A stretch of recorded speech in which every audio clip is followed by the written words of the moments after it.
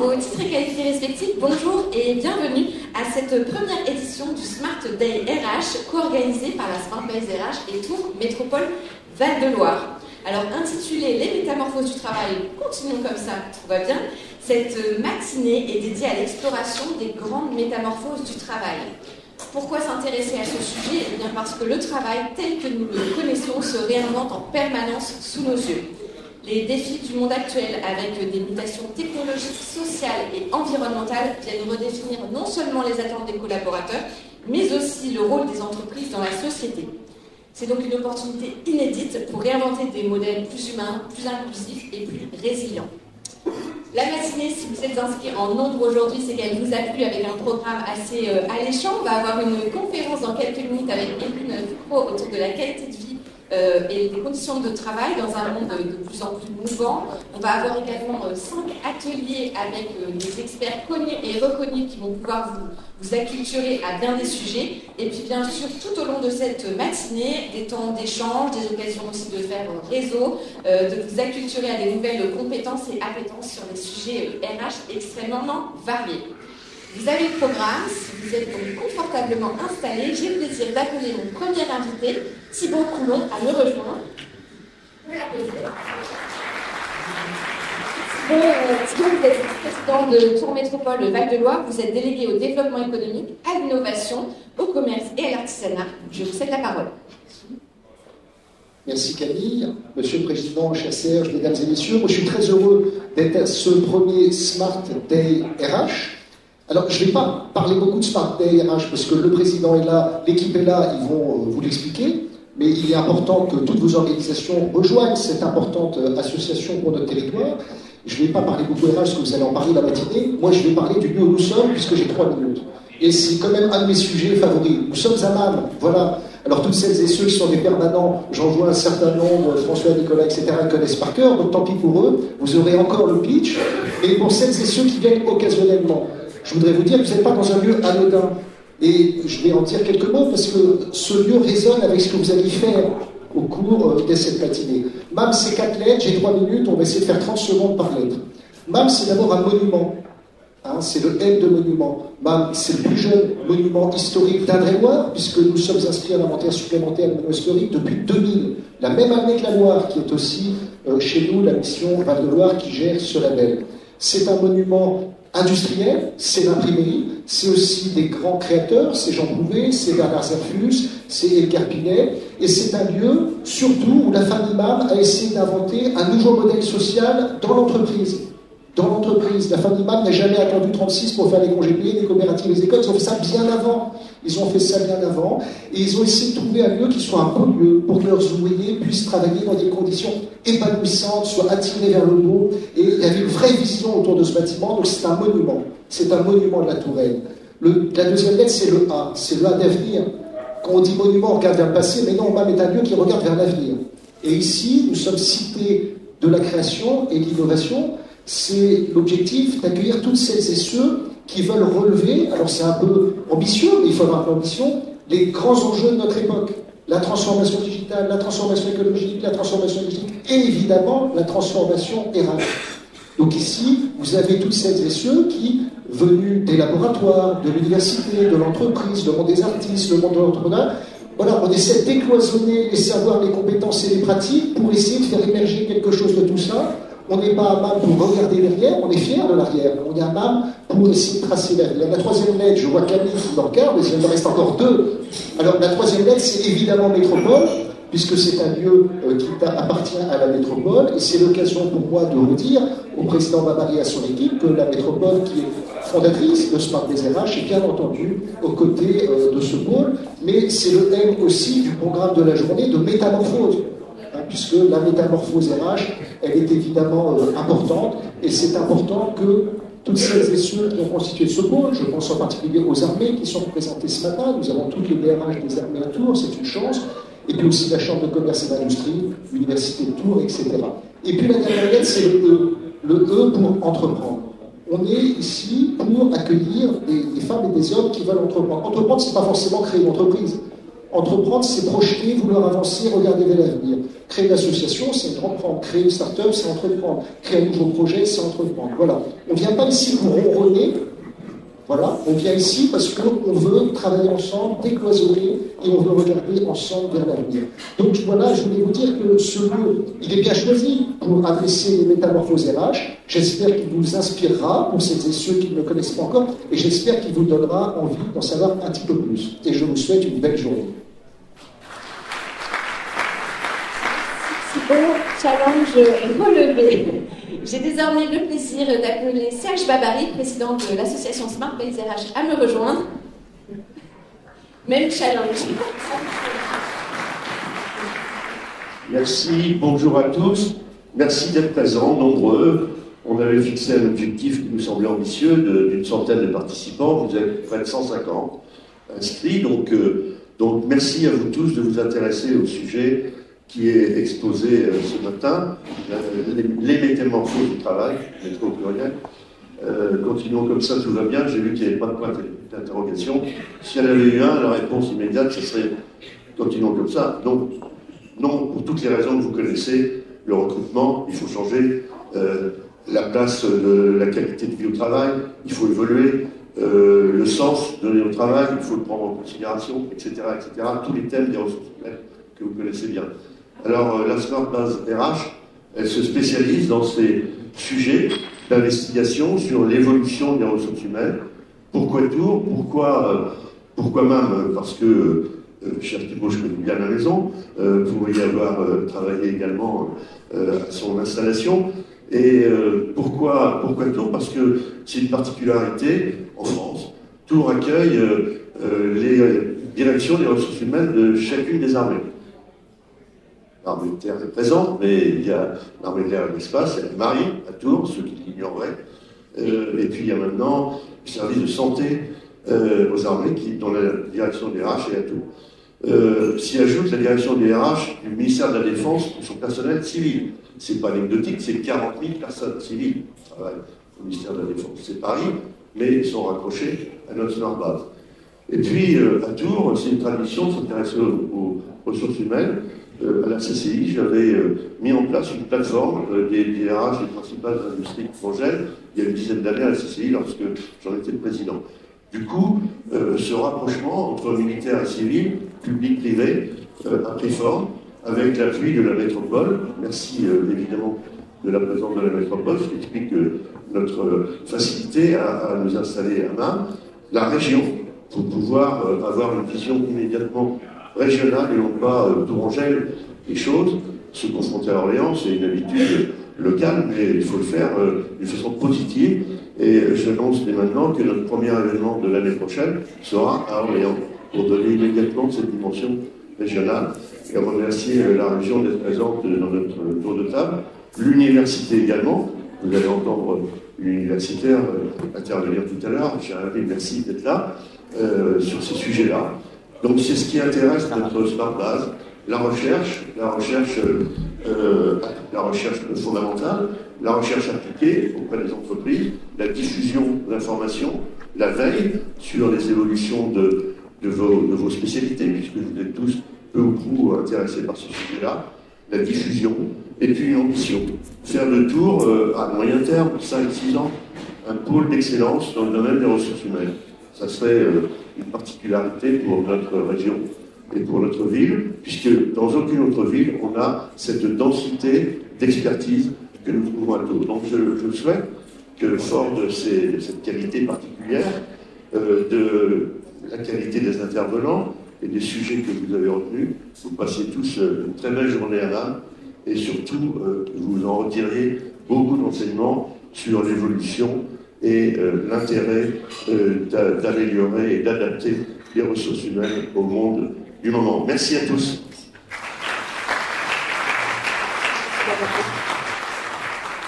Alors, nous ouvrons désormais une nouvelle séquence pour cette matinée et j'ai le plaisir pour cela d'accueillir me rejoindre Evelyne Fouquereau de Calypsis. Et on peut l'applaudir.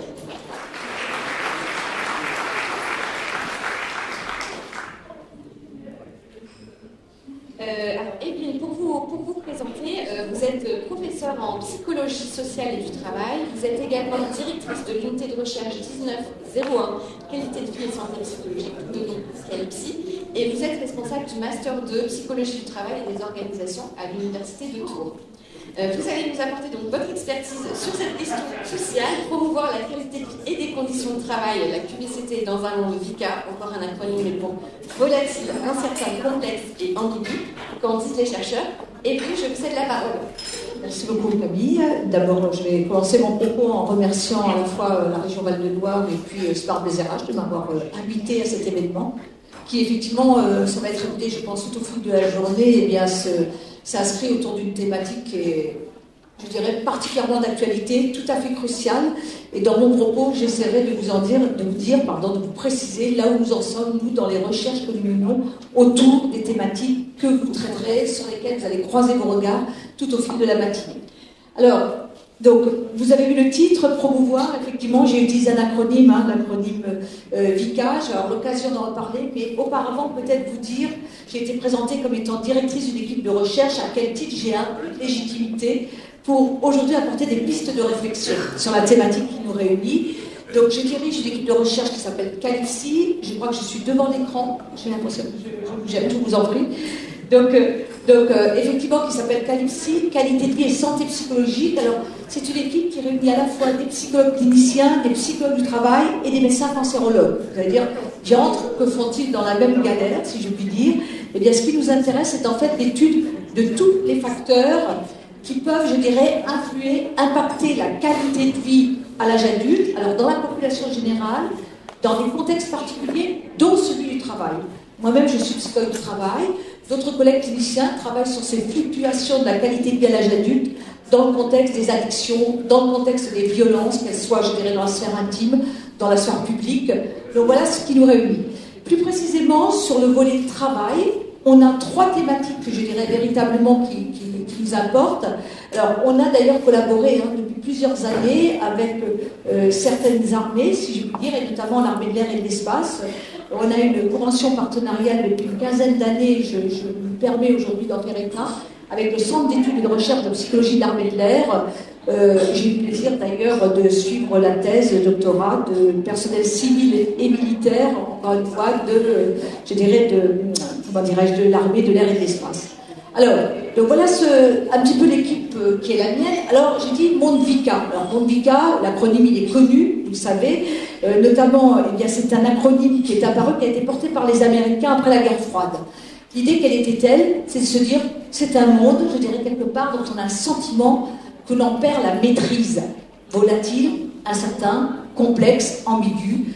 Alors, en préparant donc cette matinée, je me disais, mais finalement, quels sont les indicateurs de ce monde VICA? Parce qu'on a toujours l'impression, à un moment donné, dans notre histoire, que avant c'était stable, et ça devient, je dirais, turbulent, je dirais, au moment où l'on parle.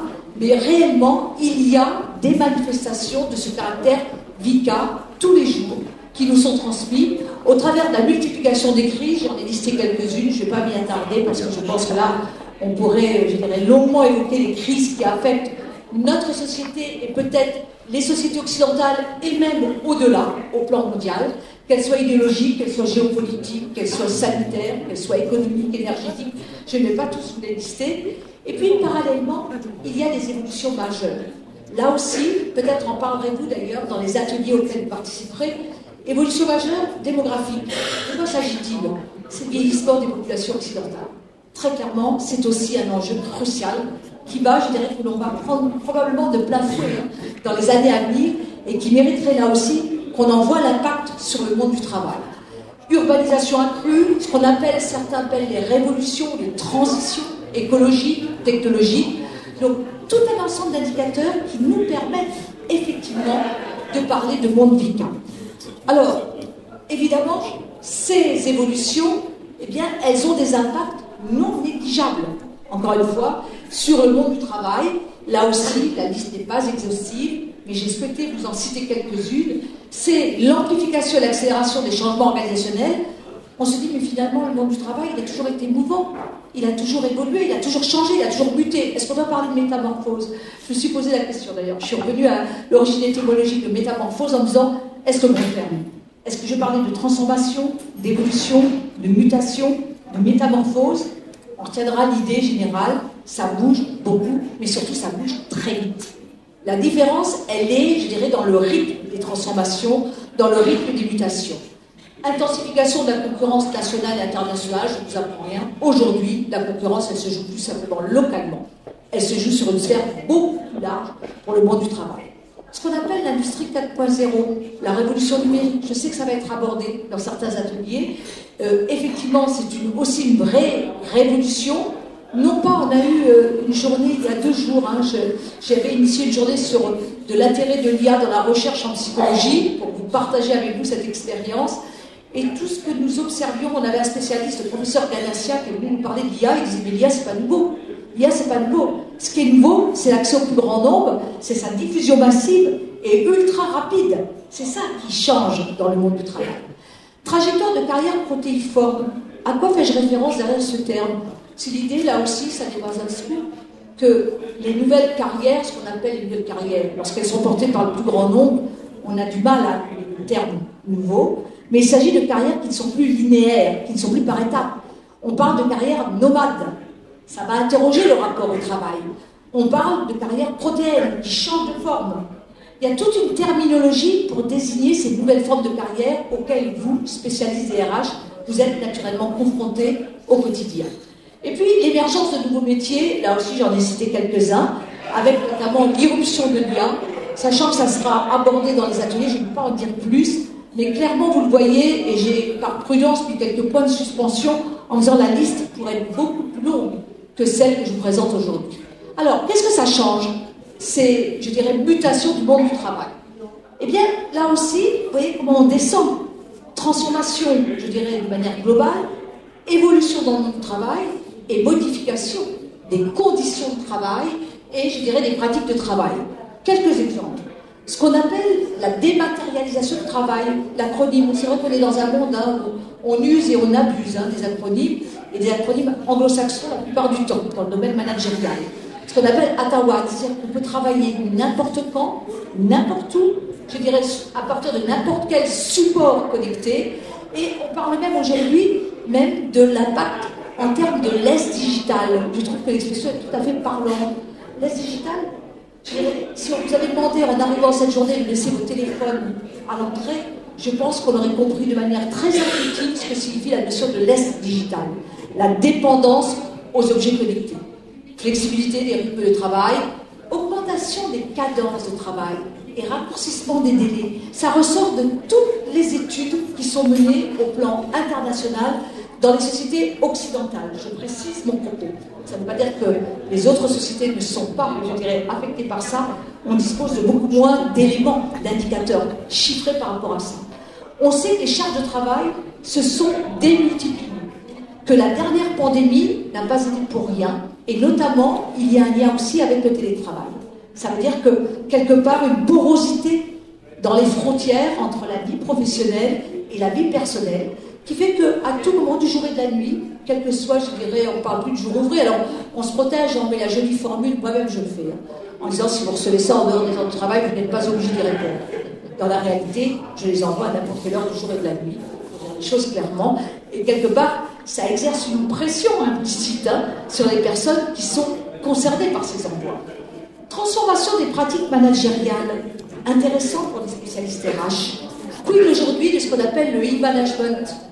Avec la pandémie, il a fallu, dans certains cas, diriger, animer les équipes, mais en distanciel, à distance.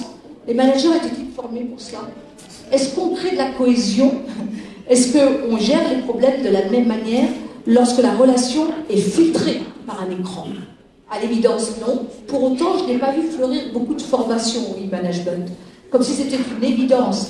Donc, là aussi, si vous voulez, tout un ensemble de problèmes nouveaux qui vont se poser. J'ai parlé de défis cruciaux. Ce qui m'intéresse, moi, c'est de savoir, quid maintenant au niveau des personnes, des travailleurs? Quel est l'impact?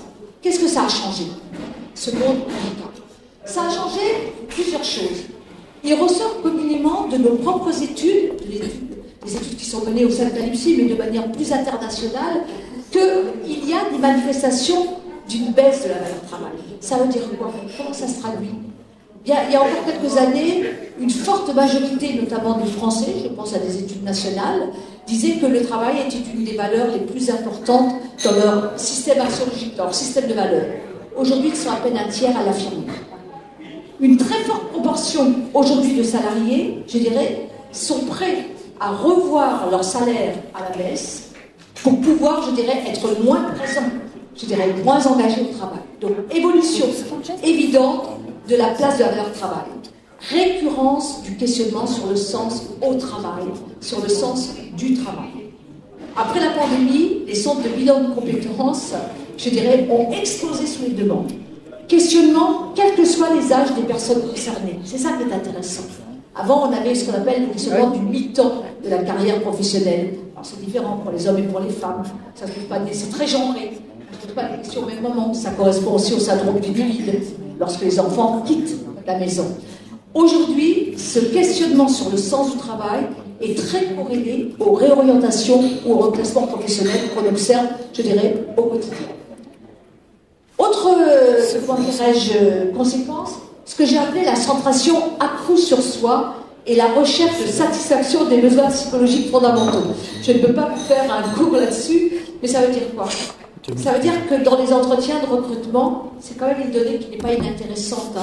Je sais qu'il y aura un atelier sur le recrutement à questionner. C'est effectivement, on s'aperçoit que de plus en plus, notamment les jeunes générations, donc ça pose la question, faut-il un management générationnel pas aujourd'hui, mais encore une fois, est affirmer l'idée que je reste au travail, j'ai une relation à mon organisation tant qu'elle satisfait un certain nombre de besoins.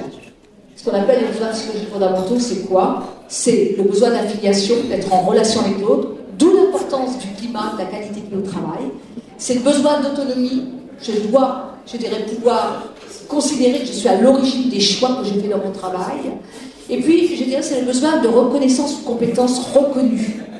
La dimension reconnaissance de l'activité professionnelle est déterminante aujourd'hui en termes de fidélisation et en termes d'attractivité des organisations du travail.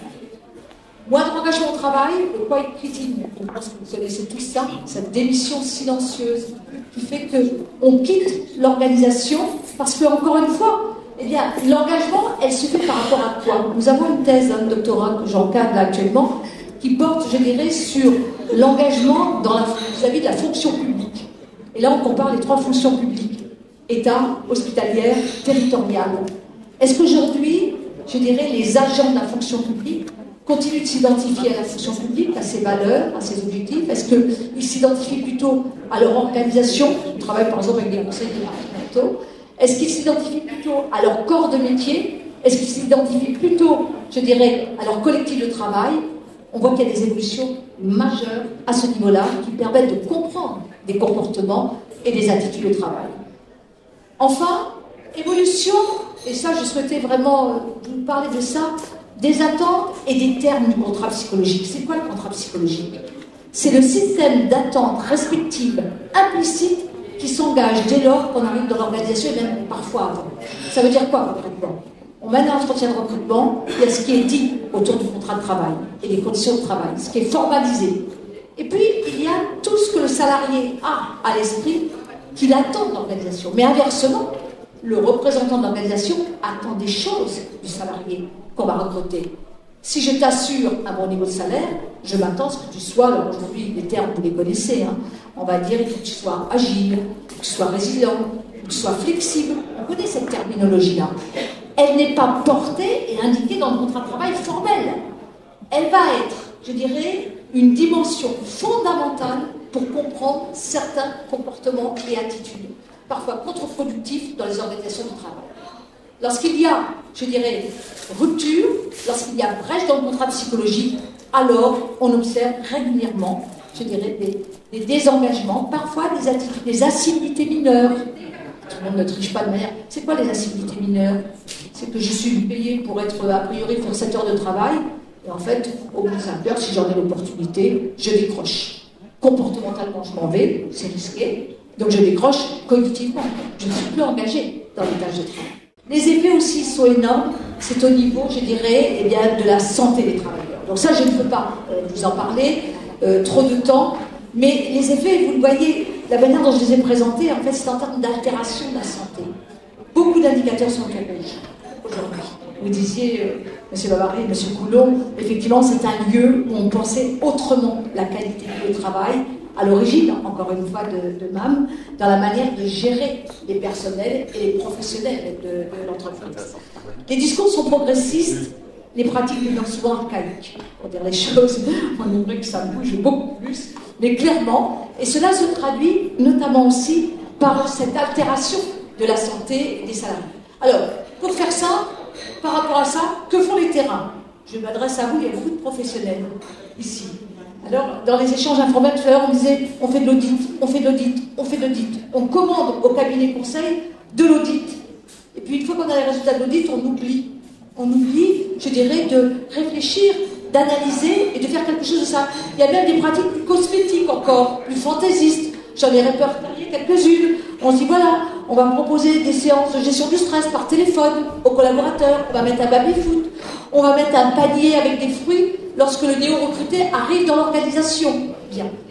Ce n'est pas inintéressant. Ce n'est pas inintéressant. Hein. Comprenez mon propos. Mais quand même, une des limites de cette réflexion, si je peux dire, et on va basculer sur ce que apportent les chercheurs par rapport à ça. D'abord, les pratiques sont très hétérogènes. Par ailleurs, on individualise en permanence, c'est-à-dire qu'on se préoccupe, comme on dit, de l'expérience collaborateur. Mais quid de la responsabilité de l'organisation? Quid, je dirais, à un niveau intermédiaire, de la responsabilité des collectifs de travail? J'ai marqué, souvent empiriquement choisi, parce que ça marche. Démontré? Non, il n'y a pas d'outil d'évaluation. Pour savoir si véritablement ce qu'on met en place, même quand on pense des parcours de renforcement de la cohésion des collectifs de travail, c'est mesuré comment? Comment sait-on que ce qu'on déploie a un réel impact? Et on fait même souvent corrélation et causalité. On se dit, en même temps, ils avaient l'air plus heureux, donc ça marche. C'est pas parce que deux événements se passent en même temps que l'un est la cause de l'autre et l'effet inversement. Alors, manque d'outils d'évaluation, focus sur prévention secondaire et tertiaire, autrement dit, on agit quand il y a du feu dans la maison. Mais quid d'une vraie politique de prévention, encore une fois, de ce type de manifestation péjorative, encore une fois, des évolutions du monde du travail. Alors, les chercheurs, que font-ils? Alors, je vais passer très vite, je vous prie de m'en excuser. J'avais répertorié là tous les mots aujourd'hui, tout ce que vous voyez fleurir dans la publication scientifique autour de la santé au travail. Alors, vous les connaissez, le stress, les risques psychosociaux, la charge mentale, la souffrance, la santé au travail, le harcèlement moral, le burn-out. Peut-être un peu moins connu, le burn-out. C'est la perte du sens du travail. On crée des néologismes tous les jours, d'accord? Le burn-out, c'est la perte du sens du travail. Le bore-out, c'est l'ennui. La mise au placard. Très bien. Donc, toute une terminologie autour de ça. Et puis, on essaie d'identifier des leviers. Alors, dommage, j'ai pas beaucoup de temps, mais j'espère que ça va donner juste envie, hein, que vous allez voir un peu ce qu'on fait du côté de la recherche, parce que j'ai toujours des difficultés avec la distinction recherche fondamentale, recherche appliquée. Ce qui nous intéresse, c'est de partir de problématiques de terrain et d'apporter notre modeste contribution, je dirais, si ce n'est à la résolution du problème, mais au moins arriver à distinguer des pistes d'action. Donc on travaille sur différentes, je dirais, dimensions. Vous le verrez, il y a probablement des termes qui vous interpelleront, comme par exemple la tolérance à l'incertitude. Dans un monde VICA, et même en matière de recrutement, il y a vraiment des questionnements à avoir. Très important. On sait que c'est une vraie ressource personnelle. Entre nous, si on passait là, des questionnaires pour mesurer votre tolérance à l'incertitude, on verrait qu'il y a des différences interindividuelles considérables. Certains sont plus aptes, je dirais, à faire face à l'incertitude. Le monde VICA est par définition un monde empreint d'incertitude. Donc ça, c'est une dimension parmi d'autres qui va permettre de faire face à ce monde. Alors, ce que je veux, pour ne pas trop dépasser, je fais aussi l'autocritique pour nous les chercheurs.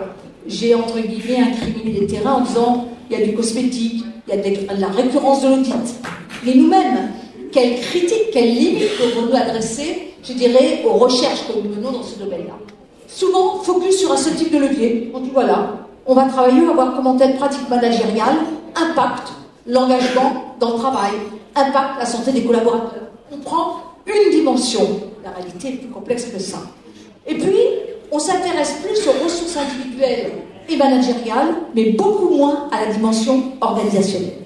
Alors, c'est fort dommage, et j'ai envie de dire, parce qu'on ne raisonne pas. C'est, je dirais, un bilan que j'ai dressé l'année dernière à un colloque à Montréal, avec des collègues canadiens qui sont plus en avance que nous dans la réflexion sur certains volets, si vous voulez, de l'étude des facteurs qui optimisent les comportements, les attitudes des salariés et leur bien-être. Et ce que l'on disait, c'est que, effectivement, peu de réflexions aujourd'hui dans la recherche au plan international, on les connaît, les collègues dans le monde qui travaillent là-dessus, pour arriver à créer ce qu'on appelle des milieux de travail psychologiquement sains. Diantre, hein, quel objectif ambitieux, hein, si je puis dire. C'est quoi? De quoi on parle quand on évoque cela? Eh bien, au sein de Caluci, nous avons effectivement développé un programme de recherche là-dessus, et qui est très différent de ce qu'on appelle les études sur, je dirais, les systèmes haute performance.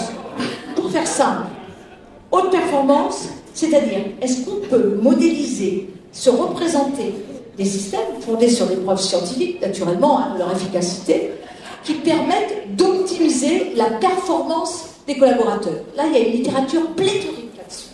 Sauf que ces dernières années, on s'est aperçu que lorsqu'on mettait en place ces dispositifs, il y a ce qu'on appelle dans notre jargon des effets curvilinéaires. Ça veut dire quoi? C'est-à-dire qu'effectivement, on déploie les actions, par exemple des formes de management particuliers, la performance augmente, on le voit dans les indicateurs RH, si je résume, puis à un moment donné, ça décroît. Effet curvilinéaire. Ça décroît pourquoi? Parce qu'il y a des mécanismes psychologiques qui interfèrent à ce moment-là en termes de pression ressentie, en termes, je dirais, de moindre perception de son autonomie, qui vont inverser les effets de ce type de pratique. Alors, on essaie de se différencier, pourquoi? Parce que nous, notre postulat de départ, c'est de se dire qu'en fait, il faut qu'on arrive à mieux comprendre ce que sont des pratiques vertueuses pour, je dirais, optimiser le bien-être, la qualité de vie des collaborateurs, et donc, par voie de retour, la performance de ceux-ci. Autrement dit, le bien-être, la qualité de vie des collaborateurs n'est pas la cerise sur le gâteau. Elle est le mécanisme, je dirais, non négociable par lequel passe la performance in fine des salariés et donc le caractère pérenne, je dirais, de l'organisation du travail. Alors, par rapport à ça, je vous passe tout ça, voilà. Peut-être je termine là-dessus.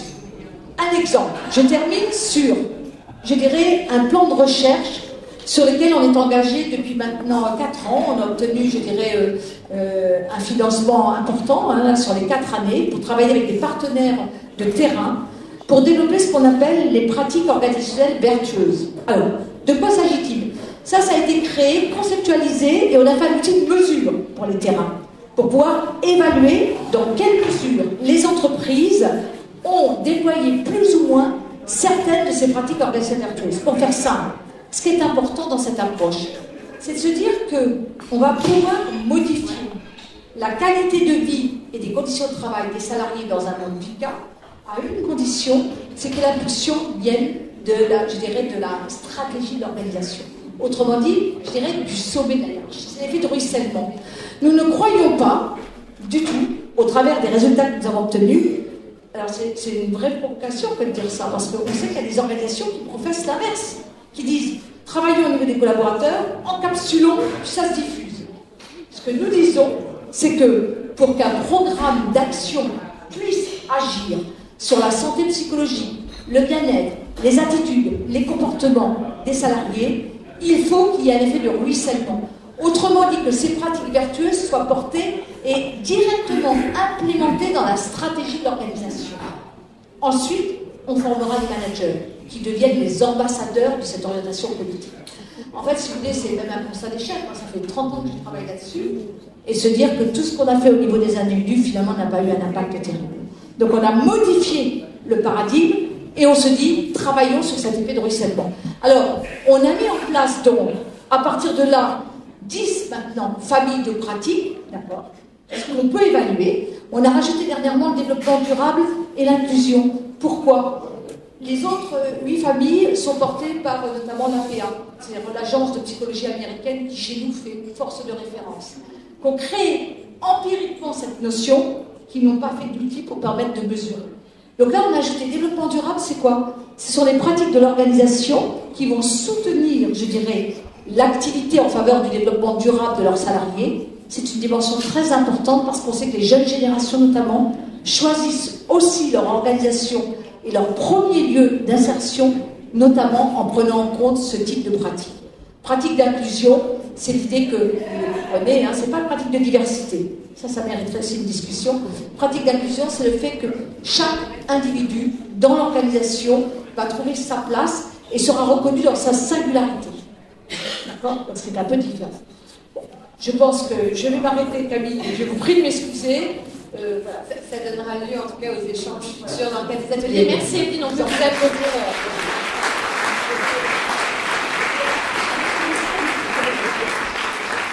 Alors, éventuellement, parce que sinon j'ai une petite réserve de questions à poser à Evelyne, mais y aurait-il une question dans le public? Est-ce que vous souhaitez? Oui, on a une question. Je laisse le micro. Merci.